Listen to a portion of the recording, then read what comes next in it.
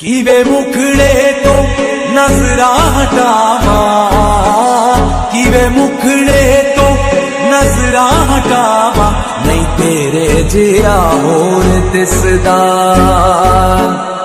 नहीं तेरे जिया होर दिसदा। मीरा के प्रभु गे